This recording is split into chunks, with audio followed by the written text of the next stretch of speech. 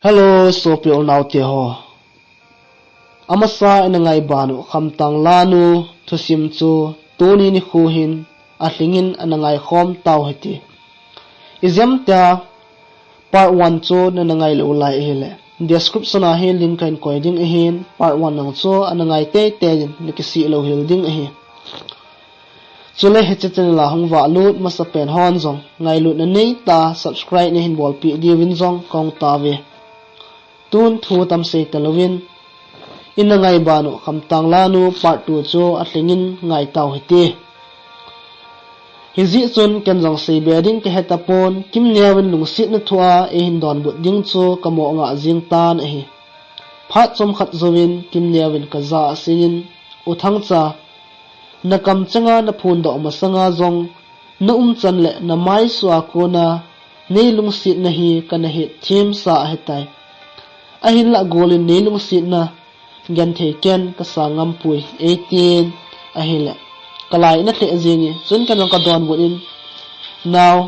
I bola hitya chu nei don bu jing hitam ole kalung sit na hi nang dinga tling zo lo ham tin ka dong tai chun kim neu ei don buin uthang cha nei lung sit na ki ya din athing se ni ahin la ke chi na le thet na nei lovin nang holung ka tu zo ding wang ka ta san pon ki sun lal nan ka dimi nang in neilung sit in lang nei ngai lo te jong la chun na chun na zon ke tabang mimol e de hlonding ka ta san pui uthang cha neilung sit ta ta he le lung sit in lung sit na thu hi se ki ta hi ona 18 chun kan ka don bot in now kalung sit ji a kalung sit na thu se lawa iti ka the ding ham kisong lal pum puma na koma ka taw na hi golin idya hathiam lawa lungsit na thu se kit lo dia nei tep jing ha eini ikilungsit na kingai lut pole sun la zon ima se than punti boy nang kalungsit ni hi kalung sungin adol zolo pha na ka kam changin ahin phun do zo a hi kalungsit na sang pen ka hin pi hi golin gyal thiemin lang lungsit banzalin ni hin sang jin tan ken ka ngai banga nangin zong ke ni ngai le koi man e su khan zo tan punti ven mim sanga tha zo sai pi silchal kp chule gan cha tha ta ta ho zong mi hemin tho akai zo vi mi hem tho wang koi man akai zo pui I bola ki sung la lung thoi ni him ka then pa cha chu kadam kum khu a ding a hi lungsit in gyal themin lang nami lungsit na chu ke ne hin chan jing tan chutiang kalung leng vai na zo si hi nami lungsit na chun emil sa tan ti ka tin a hela kim nyawin jong e hin don but kin in ka za uthang cha ke din wang ke son la la umi he zong le hi chan ka se nu zo nu nga zong golin kalung sit in ka nga ji ne ti le ken ipi ba ka se te te ding ham golin nisan lungsit na chu hin kwa din lungsit ban zalin kain sangi uthang cha to ne lungsit bangin dam sungin ne lungsit jingin lang kamit liwang lun sa hi be ona 18 chen ken zong kalungsit pen nu chu idia amit ki kalun sa ding ham amai za honglong hla mit li om kha zong le athi hulpi ding le atlamon ding chule ki pa sa ding zo ka hi boy kalung sit na sang pen golin nei het thim pi a ngalung kot nei hon pi ji in na chunga ka kipa tangya ji ikilung sit na gui khaw hi atan lo na din zaw thulam leng ho jong ta san pui hi te na in zola ka nga jing lung tup mor so na ding ni khu hi thlilon na le pul do na zo in hung pang khan ti ka tin ehla kim nyawin ei don but in heo kyom ka kipa hle e tu det jing dinga ilal thim thu hi lungin gyal jing hitin tu det jing nangi chula nangin zong tu det jingo na namun zo sia gyal do jingin lang hian ding lung wang hin gyal hi ben 18 ken zong ka don mut kin in hinge boy hian ding lung him gyal pongi hian ding nga a lung sit ka hin chan na hi pui lung tu mur so dinga zo golin ka hin de kan a hi na kam chenga na sei do mun pi lungsit na thu he kalung sunga ging jingin ting mon mang thelo samjang bangin lai gela ve jingnan ti boy ikitep na thim thu ho he a he to dingin ni le hla chunga a si ho he hongpang tan ti na koma ka kitep na thim thu cheng golin kapal ke le katui dong lajin bongjing nange katien hele kimnewin a khuda ka kam a simin kaza uthang cha he chi ho chu se ngai lo a ji na chunga hitabang thil phalo ahong tun ding wang gan thei ken kain phalnai sai pui 18 chen hiti chun se hi zong la chun nei lung sit na ka he thim sa he tai 18 he ken zong ka don but kin in ibola nei kham ham ole ka lung sit e nei ti wanga chu lung sit hlema zo nei lung sit han ken ka pi lung sit na wang hin khwa ding mong mong a hi ka tin a hi la kim nyaw nei don but kin in uthang cha ka lung sit lo zia ka kham na hi pui ka lung sit wal zia ka kham zo na hi hitawang thu cheng chu se ngai lo a hi ka ti a hi bo ve 18 chun kim nyaw ka tot in aza now nang koma ko omleno ko sa awalin kain mun pi se e nanga kona gamwang la ding wang lungin agyal thei ta pui ka kholang wa ka kinung le phat le ne hin zui jing nga pha het lo ham ola changa hin ko mang dinga ne phalem tin ka dong tai chen aman jong hin don bun in changa hin ko mang dinga golin kalung sit pen nang ka hin phal pui ke jong changin mung zo di pungi he zong le pathin dan thengin ki cheng na hete 18 chen kan ka don bun in now changa hin ko mang dinga ne phal lo mong le ne hin zui jem tango nang bela ke I ka ti ding ham nang ngai nan ni da hla hlum zo pongi ka tin a hil kim newin uthang cha kanol ka pan dan thinga jinijin 80 hloni kanol ka pa phat sa bangin ki cheng zo hete ta san khom hi zong lehen lungthima wang khom jing ding a hi ki za konin hoi chanin chi zong la chun kalung sit na nenung azui jingin nom pi jinge ti he sumil hi in 18 a hi la kalung sit wal ji chun atu se ka nil nom tapon he ji chun hi ti hin ka don mut tai now ni sanga aphazo he chun le zo phat sa wangai ta hi ding ham hian ding lung gyal lew wang kinum pun tin na ti lo hamna tin ka dong tai chun amanong ei don but in uthang cha hoya chiwang chu kijong kinum ding ham chun le zo singsung mi ten jong hian ding lung gyal di pu vinti 18 ken jong ka don but in now zan kho jong so thim ta hela in langa chi a pha ta lo hamna in zola na pa na lung hang khale boilo ding ham tin ka sejen e la kim niawin jong uthang cha pathian ni ni thla tem pathian wa choila sading ka hi chu goiter le hin sai po la khat kizil ta dingi 18 chen ken jong ka don bul in ipetela sa ding na ti ham nang mama zapi anga ki thangat pi no umzi tle e patin e hele he chin hau ki min sa tulai I christian chon da no hi hechete la kho sa ding ka ti thim heza khaje goiter chu hin sain 18 chen ken jong goiter ka sain kalung sit kim niawin pathin wa choila san hi la cheng jong ga nga yo hiti tulai christian chonda no hi lungil ta nangai tu kha em jesu nung zui di hi hinam ewa mi ho anga kilang nam ki sei si kimit thi kidiam tu pai hlau hetin ki ngai lut nan e kan khom hen ki ngai lo khat la khat pu gi ki ngai jang tu in hi chu christian chondan a hi tulai ho bung sung chondan hi bible choi ho in kai tamnan krista kisan lo hi kha le achaina chu thina he tho tho ding hin ko chomcha ini sung hi ipakaya din mangchau heti krista kisan lo hi kha le phat ki zen pe cha hin kisan lojen kim niawin hi chazaila mau zala hin sa do chun ngai nom om hle zingi aji chu ama jong athim hle in la jong angizin chule thu cheng jong hoi ma ma jingin hile iti ka sa chai ham ka heman pui zaila oi zowin kim nyaw za ka sein naw nalasa chu ngai nom om tangia ji hechela chu to na ozong akitu hle e katin e hela kim nyawin ke pa ome uthang cha nang be en ne hin pa cha zile ke dingin zong ke til kho ji e 18 kan zong ka don bo in ke zong ka ke pa e naw nalasa chu chang chu gilta ka ngai tu le tu lai e christian chon danu to akitu momongi amin mai maza ho in kai bible choi tam wangun jesu nung zuidi ta sangin mi mai phavet na mai maza pathin ho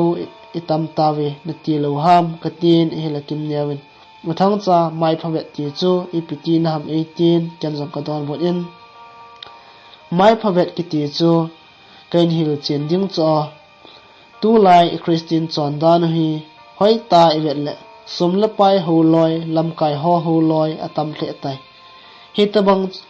nga chon ho chu jesu nung zui di ta he pui jesu nung zui di ta chun mihemin ipi agyal dem ti gyal lawa pathienin ipi agyal dem ta chon da chan bola thu sei pa bo chu jesu nung zui di ta he mihe mai phavet ki ti chu pathin mai velwa mi ho mai zo ve a chon chan bola thu sei pa chu a hi ne theyam tin ka dong tai chun amano ei don bot in ngi uthang cha tun wang ka hathim tai enin wang jesu nung di ta in zui hitin thing selin hin khu zong mang heti a adi a nang ni kho khat le in sung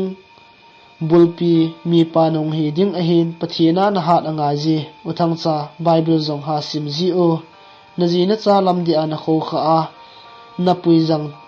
theina dingin 18 a hila kim nyawin pathin thu a kho asa na ho chu kamu chenin a hile ka ki pa pi hle zengi aji chu tu laya nunga atam zo he pathin thu a ki mang chanom lowa leisit lo pi na ho ngol pi atam tan e sit nan van nui alu zo nunga zong pathina ki ngai jing nunga pha ka ki mu hi ke dinga sana sanga zong man lu zon lai e chun ken zong kim nyaw za ka sein hingi naw ka zo chan bible sim jingin tin pathin thwa ki mang chajing nangi nang zong ni ko khat le in sunga mi no din mun hin tu ding a hen hezi chun pathina ki ngai jingin nawa in na tun na in sung asalwa a na chon chanin thu ase jing na dingin ka ten a hela kim nyawin hingi uthang cha zo chanin pan la jing nangi in sung bulpi ka hi ti wang ki he jingona nang alin pen na hi 18 mai thlai selin e heu pin a hi chun kan jong ka don but kinin aza naw alin pen anyau pen om di pui imo pu na ding lam chom chi a hi he jong le imo pu dan ki bang ding a hi ka tin a hela kim nyawin le sei di e uthang cha mi hem hinan hla sam ni zong akine da pui hezi chun khat la khat kitil kho to jing hetina 18 kan jong hengi naw khat la khat kitil kho to jing ding a hi leisit he chamkim lo na mun a hi na lai ji in I pilam hi jong le mi hem a chamkim koima akim pui naw ina inung chi a phai te lo ham tin ka dong tai sun kim nyawin uthang cha kewang nang koma kom le nop ka sa ji dan nangin nop na sa ji lo ham 18 chun kan ka don bot in kalung sit menu koma lungmonga kom hi ke dinga anum pen chu a hitai hiti hin to khowa jong lehen ke wang kalung na chimdi punti he jong la jan kho sot wal ta hela naw katin hela kim nyawin uthang cha achuti le pha chom khat la sa khom hitin chuting china hiti 18 chen guiter ka sain kalung sit kim nyaw to sang thing chunga zo wa khu te nu pa bangin zaila ko oi khom flonin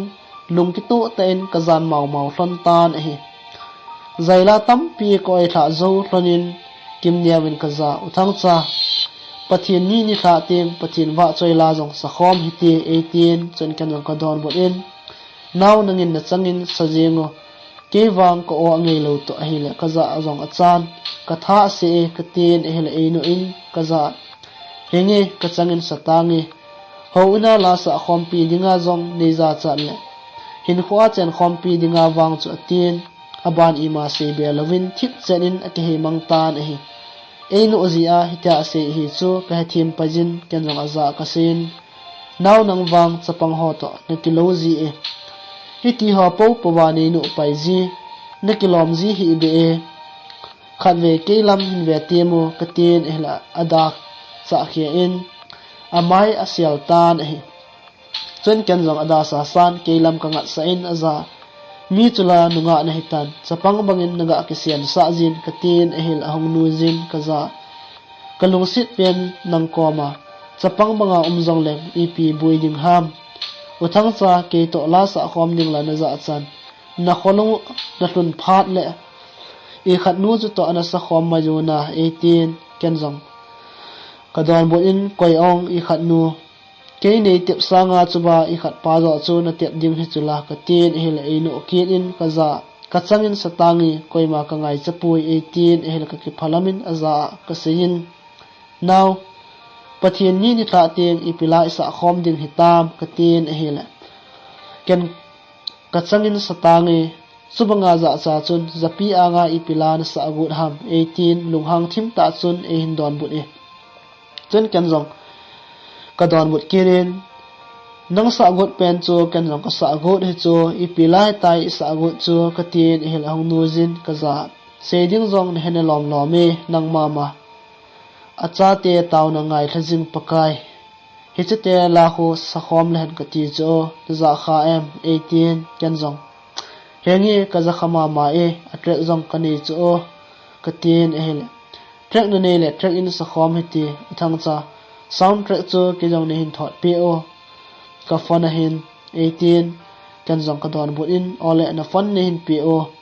nen thot pi ngi ka tin a fon in pin chen kan jong ka thot pi tai kim niamin ka za sin uthang cha track a chun hong ki zil zi o ke jong khong ki zil zi ding a hi ai lo le uthang cha ina inung chi ding hitam 18 kan jong hengi hong ki zil zi na ngi naw ka se hai khat a na la ji lung sit in khu zong ki mang khom ta na phone number zong ki nei lo lai na number in sei tango ka tin a hile a phone number ai sei pi in chu zovin ka za uthang cha ka number chu hin kolo ken jong nang number ka ki save ding a hi 18 ken jong call ka bolin aza 80 kamin na save ding ham ka tin a hile nangin hin sei ma so 18 ken jong kham tang lanu tia save ka bole tun nga hin seyo tin kadongin ahil manjong rambo tin save ka bole 18 chen kanui khom hlonin in lam ka hin zun hlon tai kimnyo te inwa ka ga tha pa in ke jong ka pu te in lam ka zun pai pai tai zan sot nung hi ta ji in ka pu te jong nomin zan sot samang anazal ta ve hiji chun ken jong ka zal na hun chung ka zun pai pajin ka kizam tan hi kazal namuna konin kalung sit kim nyaw to khaw banga ka sut khom hlon thim chu cheng chu lunga ka gelin a hil ki pa nan e bomin abang kom le ka chang changin ka hong nui do azin a hi chutia lunggela kim nyaw jing bo ka gel jing lajin ka phone rington a hong jingin zan sot nunga koi jong hela phone e hong ki bol ham ka tin ka phone chu ka ven e hela koi madang an he pun leisit mi ma kong pin na ka chun nu chu an hin a hi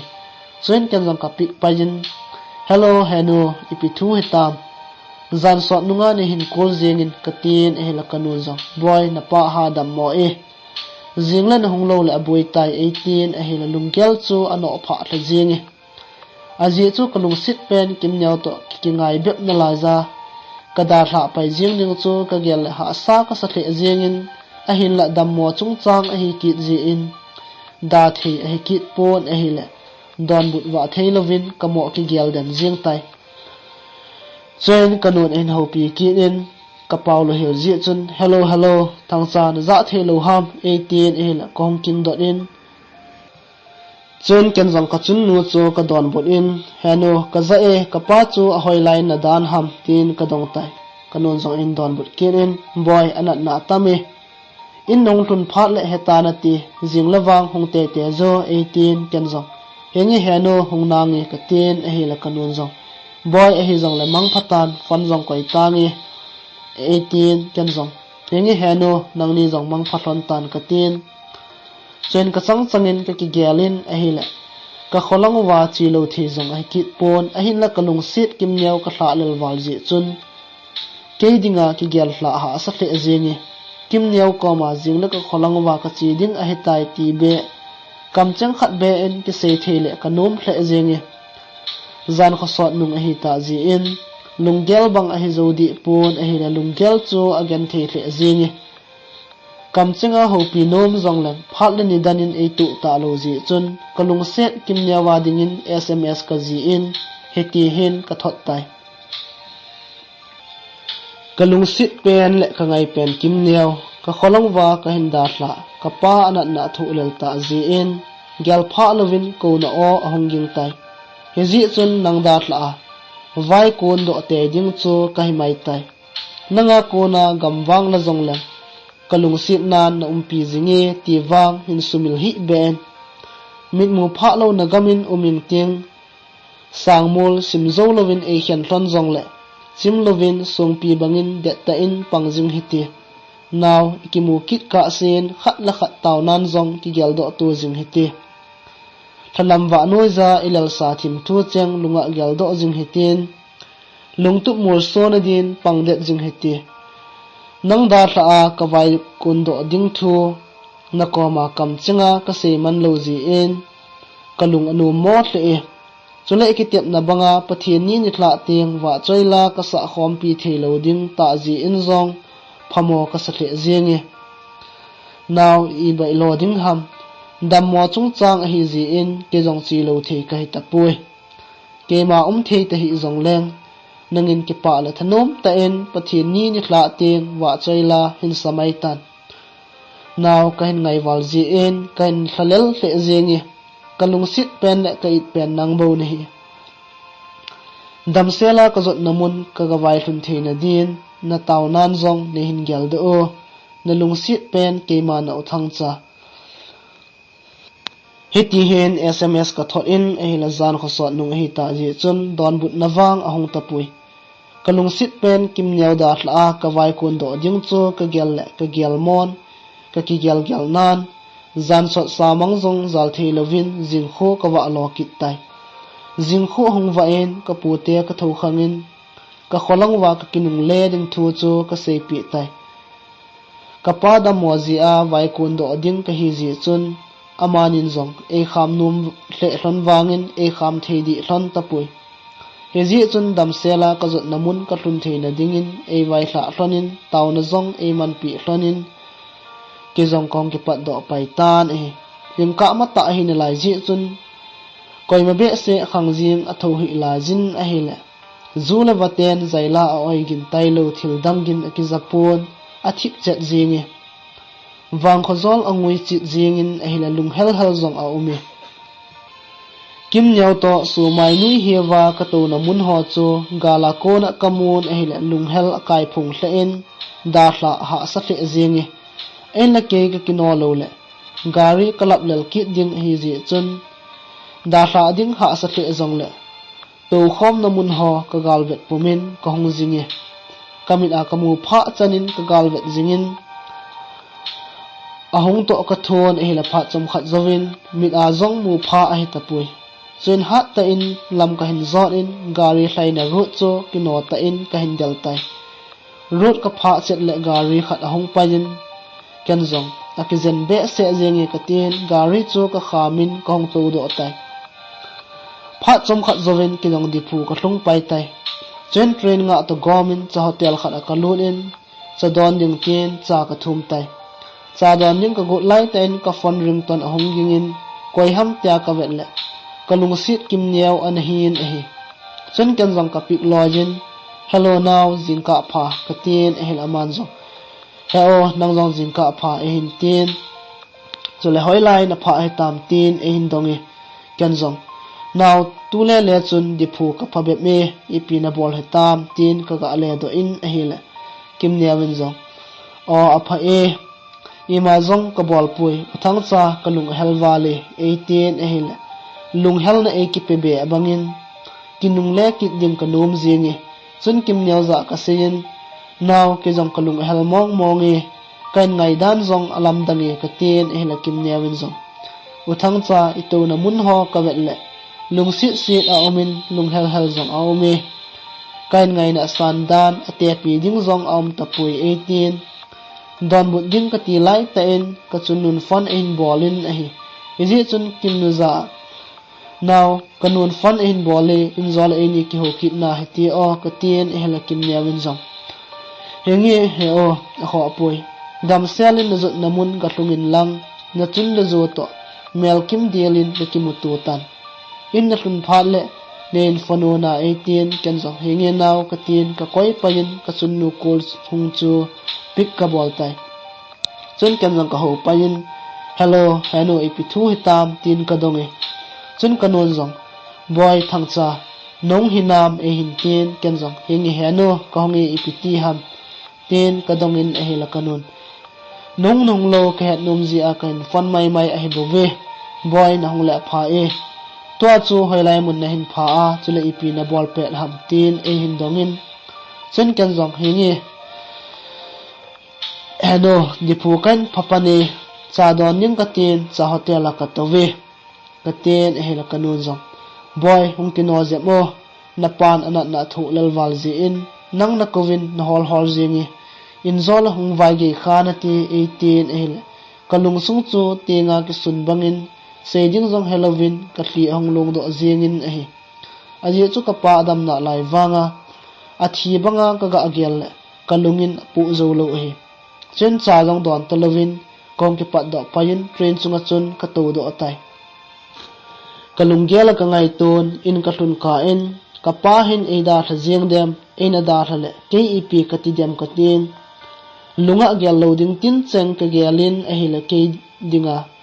wang hin khonop na him chu tapui in ki tlung loi han lang ka chun le zo mel ki nung mu loi la tin train ki pat do ding kal chu ka nga lal hle zingi ela e ki no mana train jong ki no jing ding a hi lo ji chun phat te dung zu ya thlai train chun ka nung gel e he thim pi pon a ki pat do mo khe zingi mi mong hi ikino ka ni kom le ki vai ge di set ji hele kilomi ka kom ka vela to kol le vai ho chula achu thla zengon akap loi akidai loi thil zu loi achu thla zengon a hi ke chula mu vi lo ka bangin kalunggel nop lo na chun ni ading don ding le se ding zong e he sa thei ta pui he ji chun thip chenin ka tovin mi ho chan ho chu cinema ve in ka mo vet jing tai train ki pat do ding nga lela ka ki gel jing lain phat te dung zui za train jong ong ki tol pan tan a hile ka ki pa hle jingi lam hlungin ka ki gelin ka zo pan dam lai melin ena lam tu thele ki pa om hle in te ka tin ka lunggel chun ka pa jing bo ka gel jingin a hi ni tha langin ke jong ka kho ka hlung tan a hi ka eno ka nai deu le mi o sa tha jingin a hi le ka lunggel chun ka zo pa hi athi e jing ta dem ka pa athi ji a hi khosung mi te ka inwa ki khomu wa hin ti ka tin ke lunggel chun ka pa ka thi sa in a hi le het man lovin ka ma ya mi thli hong long do in ka ti ka ki thi tan a hi chen kan jong athu ala jong ki ha chin lo la za i bola ka ti ka ki thi jing ham ka tin ke le ke thi mo ka ki chanin ka ti ka ki thi hul lo jin ka in sung wa chon ka hlai lut pai tai ka chun nun ka vai tun e mu phatin ka pa za sen thang chapa na chapa na holin na ko win ton a hung vai tlung tai ve te min na chapa thang cha a hung tlung tai a koma ipithu seinom na nei ham tun se pi tan atin ka pa chu a ho pen e la ka pa chun kelang a hin ven e konan e hin khut zap in a hi ka bek pu jang tul koi man lovin ka pa hing lam chu ka zun lojin ka zo pa so mai mel chu ka ven a hi la masanga ka zo pa mel ka na muji to abang tapoi aji chu anagong thajingin amai jong adup de in a hi la vet ngam jong a hi tapoi chen ka zo pa za ka sen he pa ipinatia tu ka sia chubanga chu nanagon thla jing hitam he pa na sa ke ma nanat na ho ka ve zo pui ipiham ka za a seinom na ni hin sejo ka ngaji ka ten e la ka pan kaza asen boy kain ngajin kain lel zingi hi zong la iba ilo diu ham leisit hi ki khen namun hi na lai ji in ta sa ki khen lo the hi ta pove 18 aban se be the lovin ati ki thi tan hi chun ka zo pa za ka sen hepa hi ti chun nei thumop hi ben ka ngai ngam pui na phat zong atling nai pui na dam do tho ding hi ibola ni ki hol lel ham tin ka sei tai chun ka pan ei don bo in kaza boy dam ding num zong lem kanat nan ei zo wal ta ji in dam do zo hoi chi ka hita pui ke thi ta zong lem ki sung lal hin ta chapa pasal chapa ni hi ke in lang na lung le na tha panin so tieng in sung hi nang man hin lam ka jin lang na chun nu thu sei zo si zong hin ngai jingin na chunga na chun nu atha sit kha lawang ke zong ka thaw thla se ding hi ti sunil hin boy hung dam sil selin lang thu ha ta in hung pang jingin mei thai cha ka hi tin zong hung lung niaw hin pasal na hi le lungpi kengin lang na pa to bang khai ho hi nangin hin tong zomin lang to amul so te ding hin gongin na pa ke hi zong lang ke sanga chungnung zo pathina umi ti wang sumil hin chule kadam lai ka hat lai ni khuwa ka hil na thu cheng ho le kalai cha ko na ka hil na thu cheng ho hi na lung sunga le kha phenga thu cheng gil ta ki ji lut bangin ki ji lut in lang hin sumil hi ben in zole lam selamin chi khana ti 18 sun kan jang ka pa chu ka don but in ha pa ibola hi ti ho chu na seja ne vai thla jing ham na cha ke khan khoding na gyal lo ta jong le na sen ji ka chunnu khan khoding be gyal pi in lang pha chom khat be hongai ta di o ibola ka chunnu mei thai hin kho na man sa go jing ham na silung oi mong nan tem he pa ka ten ehil atli alungin kam chang khat be a don but ding 80 wangin a pau do zo ta pon amit zong a ha zo ta pon chun ka chunnu to zo chanin ka zen thlonin a hin la sim pa pathienin a tet pi phat le ni kho atin ta ji chun dam do zo ta lovin a hai na hu atan pai tan he tong don thelo ka palung dam sa chunga chun sen naw bang chan ka kamin hepa hung thowo ibola nei da hla hitam ka khol jin na ho thu be na koma nei se sa nom lo hitam hepa hiti dingin na me lom the pui hi pi wanga ine zuwa ki pata ki vai hlun lova hitia hi ki vai hlun jing hiu hitam hepa nang zalowin in sung hi atling zo pui in sung bulpi nang na hi hilo ham na mo pu na ho gyal kho lova idinga tong don theilawa kum kho adia mai mit ni sin jing hitam hepa nang na umle in sung hi anomin nang na umlo phat in sung hi ahong wali lon thia wakang dia ka chun nu le ke nei phal hlon hitam hepa hung thowin lang kam chang khat ben ka za boy kap hi ben nei ti tangem ke khan khoding na gyal lo ta jong le ka chun nu mit li hi hung thi holpi tangem idinga ni lung sit pen na sen ji khan khoding gyal lova kum kho ana pul do dia na lai tan jing hitam hepa na dam lai melin khat ve be hung kilango na koma do nom thu tampi jong kaneji hiti hobe ne cp loading hitam eti ka vai tla a apia ka kalai lun li hi ka thi hul zo ding hitam ka chunnu koin athet lung monga koi koma lunggel na ho asila puldo hin khu hoya sulam aban ding hitam hepa gelpha lowa ichung nga thinan vai hom jing hi zan mang hi mai le kanum tange ji o chaga hin khu mang dinga lai tan ka hi jing hi ka sang thim thei pu kain khu hi aha in aha ange ji tuli khwa kami thilung do zan hi nadam lai melin mulachin nevia zo mong nadam hepa nang bejin na da thla in sung hi thimpi mepi azingin nungyal jing zong nop naom tapoi katin kap lai bang mon naw chakan ka kap jing tan hi ke lai na le ka kana acheng bon I ham ketia ka chun nu kan o cheng ho ka za a ala sit dan chana kona kamu do chun ka la sit na sangin ka chun nu tho na ho chu ka ve zo mong tapui ke nu cha kan o cheng chun ahong ki khom mi pi zo si jong akasa in atli ki thi lo koi ma cha ana pui thu ha sa ka sa hle wangin ka chun nu khan kho ding ka gel ka ve zo pun he ji chun ha hle jong le ka maya mi thli chu ka thi holin ka zo pa ka vai thla tan a hi hepa ngai thing ting ko jong leng dam lai mela hong kinung le ki thile na hi tapon e ba elo diu ham chung pathin lai tan a hi mai je tin ana ki thlem mai tangi hepa tun wang lung oi selin chitan na cha ke ma ne ngai lut zala ne hil na chu chang ho kain ho tlungin hin zui jing nangi tunin khen na kol ni su jong le phar khat ting in sumi ki kima ilian khom ki diu a hi ka tin ka zo pa chu ka vai tha tan a hi chen ka chun nu ka thlemin heno na chol wale kap ta hin ibola lainat na mitli na lun sa na lai ding ham ven heno na cha ke man ka pi nai ke man na ki pa na dingin hin kho mang jing ting na thasi sa pungi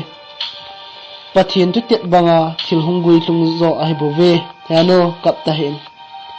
na cha ke ma namaza mitli ka ve zo po na kan o cheng zong kana khangin angai ngam pui ka ten ka chunnu ka thlemin amaya mitli ka thi hulpi tan hi chun ka chunnun asian ji ka zo pa vai thla in vai thla na thu ho se zawin leisi na kisi mun mang the ka zo pa ta sa chu leisi nung so ki din ka vui ta ve gyal pha lo lai ta ka zo pan ida tha ron chu in sung ahong hle jing tan a hi len khom lai ni kho lung mit hlan alang zingin a hi le kapa dam lai ni hlangai na mit hli alung zingin alung kang thei tapui aji chu mitam te zong ki hilo mi thumbo in khana cheng khom ka hi ji u chu a hi ka zo pa lo phat in kamo pu na hong tam che chen a hi lama sang banga nop len na ding phat le ni kho zong a thei tapui chapang ta hi na lai wangin in sungbul pi chu ka hong hitai hezi chun nop sa na ding le zalen na ding de jong lam ka zo pa to bang khai ho ken ka to lo la tong ding a talo a hi ji chun zo chanin ka panung ka hin thomin se na ding mun ho jong ka sein to na ding mun ho jong ka tong jin tan a hi ka chun nu achanga ka da thla teng a sian ji ngain ana kap jin a hi hezi chun achanga ding jong kanum ji pon ka china mun zo sia ka chun nu jong ka pujin akipa na ding ka bol pi zin a hi to thelo sa san ka tot zin a hi la kanu jong anui lum lo sa san ahung nui ji e heti chun ke ni no cha chu nu pa bangin ka ki wop jing hlonin ki ngai lu ta in ka ki wop ji hloni chu chol thwa noi za ni thla khat silung helpuma ka ki gel jing lajin ka lung sit kim niawin fon in bolin ka za puthang cha I pidinga khat ve be jong fon jing cha jong ne hin bol kha ji lo ham ole na kholang un thun pha da nei gel mil ngap hetam 18 kalung sit nu o ka za chun lung helman ka dimin ka ngai hle jengi chuin ken jong ka don bot in aza naw nang ngai mil ni a pui ven in ka thuna chun hepan ida thata ve na te pu mel zong muman lo na himai tai naw paten nga jin mi ten hiti hin ase ji ve nga gol hlang ki ngai pe la in sung mi thinan vai hop kha lung tu mur so lawa ki khen jing ding a hi asti lo wang si na akitu no me tin na se ji ve ele eni ipi ti ding hitam ka tin a hi le heo I bolai ti ha po chu na se ya khen ding long na gel ham he chi chu nga gol hlang ki ngai pe na tu la be to chaho ki oma ki ho tu nunga aphat masanga thinan vai ain hop kha lebo hetia chu ki khen ji a hi ken wang he chawaji mai mayin hin khen zo pungi min ipi se jong le kalung sit nan hin khen zo pun ti dam sunga dia lung sit ka chan gil ta ka ngai ne hi hetia ki mo chai jing thei a hi pui uthang cha eni wang ki khen pui ti 18 ehina lungsit di ta e lungsit hi chu ka he chenin ka lungsit na zong e ki belap sa in ehi chun kim nya za ka senin now khen ding lung ka gyal di pui khen zong khen zo pungi nang tailo mu na ding dang zong ka nei pui mi ho to se ka ga se mai mai e bove nangin ngei ngai na sanga zong ken ka hin ngai na hi sang zon lai hi ven chunga chol tanu thangwan sanga konin ahung su e nawbang kinu a thim thu ilal na zan ong hlung kit tai golin na lunga noplen lai ni ko ho na gel do lo ham ke wang silung hela thi pai ding ka hitai ka tin e hila kim newin uthang cha e pinin sei do ham ke dong kalung hel vale na koma kim hen lang sen nawbangin na ang laya ki phin le kanomi ahile uthang cha henu la dam dam hinam 18 ken jong hinge naw pathin zalin henu jong adam jing nai e wanga achanga ka da tha ting he pa nga za na kap ji chu o katin ehel kim nyawen hin don bodin uthang cha i bola henu changa na da tha ji han da tha kit ta he o henu khan khodim ka gel pi le kalung asewali uthang cha henu ka sa ji ta he o 18 ehel kalung sit nun ka chunu kho sa na ho chu akam changa konin ka he chenin ka ki pa pi hle azengi chule ngai lu na dim se khan kho nun kho ni nunga phata hi chu ka he chin be ben a hi le ama to ka ki mu tu a ka ki ngai kha chu wang pha ham pha ka ki sa the in ka ki thang at pi ma ma zengi chun kim nyau za ka sein naw nang wang nu me phamong mong na hi na ngai lut kamdam oniama nin ho pi na ho chun e ki pa sa the zengi naw ka hin ngai wale chungleng wa banga hlaving nei hilem kanom tenge ji na ko ma hung leng ing ting golde nu na phe chung khap lang kalai nat na le kalung gan thei na ho zo se zong na ang lajin bang tangi boy ke ngai bangin golin ne hin ngai ji lo ham tin ka sei tai ten kim nyamin e hin dan bodin uthang sa ken zong ka hin ngai dan alam dangin ate pi ding zong ampui nang ngai nan sul so to ni hlum zo lovin zai tha kaniam ji e zan ting zan khuwa zo lovin gam hui wa bangin kamau ji e uthang cha iti le ki chen ding na ti ham 18 chun kan jong ka don bodin naw ana lung nyau he o nang thuma in sung tu le be cheng to kong vai kun loi diu a hitai ka tin chun kim nyawen zo uthang cha khang lai te la a la ki zul ding ativin ke zong ka chingi 18 chun kan jong aza ken jong ka don bodin hingi naw a kho pui ka tin fon jong ka koi lon tai ka zo pa pul ka do to kalung sit kim nyaw ka ngai na san to ele lung hel nan ka dim set jeng tai kalung hel wal ji chun ki hui thla ta gomin kaloi te na kholajin ka chi tan hi kaloi le ka pai hon e dai jun bai e pin hong ti ham tu lai na nui lam cha jong akimu khata hi be e ole karbang long langa khula na ga chi a chu karbi nunga ho khat to na hin ki mu do a na dei cha ra apul na do ngap ham e tivin e dai jun ke jong kale tot kit in karbi nunga halloween tin e thing thang chona chon e mi nunga valli khamtang la nu zo ka ngai hi mudo lew chun nang holoi hin de chakki unatin katin kale tot kit in a hi kaloi hon e dongun bai na nunga sei nu chu hayam novem itabang ham tin e dongun ken jong kaloi te chu kadajin hoja hoi ngo set jeng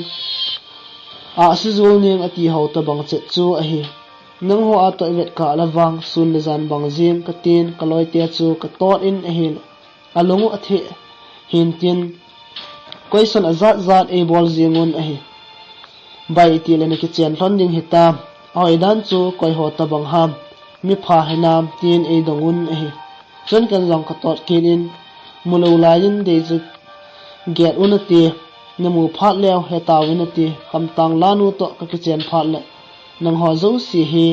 goodbye ka bolding na hitawe ka tin kale to in a hi heti chun ka ki dai dai jun a hi la het man lovin zan kho sot the jing tai heji chun loi la pai ngai chang to mang pha khat la khat kong ki thot tu win in lam zonin ke jong kong ki tai in ka tlunin ka chunnu ka vetle nop ta samang azal chu kamun hiji chun ke jong ka kizam pai tai no ma samang zal dinga khonlai chunga kamit kasin wangin kalung thim aki chim jingin ehla zan so samang ka zal thei tapui in sung boin ho ka vet ji ting jinei ding bo chu kanum ji tai en la ka chunnun kamchang khat be azong ji nei tan te ai sol lo ji chun ka chunnu phat sa lovin kamo jinei num kit pui kalung sit kim niaw ka ngai dan la te pi ding am tapon ni dan khat jing cha jong mil the lovin sun na zanin kim niaw bo ka gyal jingin ahi khat ve kom le kalung gyala gyal loading tin chang ka gyal jin kim niaw hin liang dang na sang jing dem ki chen pi wa dalang ejini sandem ka tin zan so samang zalmon ka kisigan the the jing ji ke dinga lung thoi lo the jong wang a ji pui aji cho mun khat abul khom jong ki hilo kim niaw de chal a hel gol thang la ki wat kit lo a ji a chu ke dinga ki sun lel ji ma hi mo man jong lu sit di ta a e lu sit ji a ki sun pi ham ji ai bo ve ka chunnu kam chenga kona thangcha ji nei tan ta sol no ogin ahung lawang ji nei jing dinga go tu sa chu ka hetai jingkho wa in ka chunnun e kovin ka za boy ki ngai pi kilung sit pi dong man nei lo lai ham tu chana he 18 ken lang ka dor bonin heno epgi che thu chu tu ta nei do jing hitam tin ama zo kale do e chun kanun ei don bonin boy na pala talawa kela masang banga ki hat zo talo nang nagim walta he o ki ngai pi nei le thu mo wa nani nei zinga pha hetalo ham in sung jong ahong walin aboi waltai 18 chun kan lang ka don bodin ano ki ngai pi wang kaniji hiti a cho lung na gel nang ma phat sa dan hitan ti heno katin hela kanun jong boy amonga koi to na ki ngai ham na dong manu min ipi ham 18 ken jong ano ka dong manu min chu kim niaw a ji karbang long gama kachina a kapute kho ho a ji katin chun kanun boy a hela kim niaw chu itabang mi ham mi pha hinam 18 ken jong ano kim niaw chu aphara pha he chule na meidang banga kilet sa kimi sa ho jong abol ngai pui khan khonun kho he thima pathina ke ngai jing nu me phata khata kamu do he kim niaw hung cheng le nangin jong nop na sa ding a hi katen a hela kanun boy chubanga nunga pha pathina ki ngai jing mi khat to ki ngai ya ibola na se do kha lo hilham 18 kan jong hano nang nei do kha lo ji a ka se do lo mong a hi ka chunnu nang ma phat sa lovin ken ima ka chamin bol pong e ka tin chun kanun thang cha hi le kim niaw chu ka mo nu dingin jing na thai le ga thum taw he te o 18 kan jong hengi hano nang ma phat sa bangin bol jingin ka tin heti chun ka chunnu to ka holim hlonin ni hla teng in sung tu le be ho ko khoma kim niaw thu ma vai kun do ding dan thu ho a ki ho khom dingin ke ni chu ka ki holim hlonin ni hla in tu le be ho chu ka ko khom hlonin ke ho jang ka ki holim tawi ni hla an ne zovin in sunga to thei chan ka tong ki in ni hla pha le atha a ki ho ki ding ka ti ji uchun ama ho chu ka nga hlon tai ni hlum kal enga lel kum zong le ni hlum ge di se to abang zin hi cheni kho chu ni khodang sanga saudi set hele kilom zengi ni hlum konin ken an ko honin ka chunnu chu mi kovin achin e ka chunnu hung vai hlunin an kan loi hlonin a hila pha chom khat zovin in sunga tu le be ho zong ong ki khom kim tawe chen ka ke hovun a hila zinga chi ding boi saloi om ji un zingki thai ni a chi dingin ki phat sa tawe ka ki ho khom jing la jon ka fan ring ton ahong gingin ken jong koi ham tia ka ga avel le koi madang na he pon kalung sit kim niaw chu ana hi tai chun ken jong ka pik lojin hello now tin ka ga hovin a hila man jong hello ithang cha pina bol hetam e hin tin ken jong ima ka bol lo ipit thu na se yo now meeting ka bol we nangin ipi na bol hetam tin ka ga adongin a hila man jong ken ima ka bol pui ipi thu na se hita ong e hin tin ken zong nang thu ka sei khom a bo ve naw ka tin e hele ka to danin agialin e no in min phatia na hole pathian ho pi ji tang e pi na to de du ji ham e tin ken zong ka don bo in naw ka to a pui thu ta ka se e hi ka tin e hele kim newin e le ipi na ke thu na se ham e tin ken zong naw ka boji olen ki ho ki ta ti o ka tin e hele ngai lo ka thu do chu to se ta ipi na se ham ka het no me e hin tin chun ken zong ka don bo in naw nang thuma hong ding tia in sung tu le be ho to ka ki ho khom avel ni chan na hetai ka tin e hele ki pa hle jing chun ka za se ki in uthang cha ta ta na se ham iti len hong diu ham e tin ken zong jing ki thai ni kho khule hong ding ka ti ve ai zong la fon koi tang ina ka tin e hele kim neng ole mang pha e tin ken zong nang zong mang pha ka tin fan chu ka koi tai kim neu tia khwa vai kun do dinga kana ki tep naw ni kho chu ahong tung tan in sung buin ho ji in ke wang ka chi thei ta pui he zong le ka chun nu zaw nan mi nga kim neu te bul na wang kho zonin avai kun do ta ve kim neu in sumi te zong ei phat sa on pathian dan thinga ki gop thon na jing ni kho zong ahong ki tep ta ve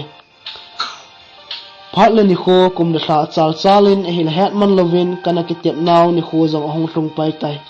pathian le zapi anga kanung sit kim neu to hin khwa cheng khom din ka kiti thon zomin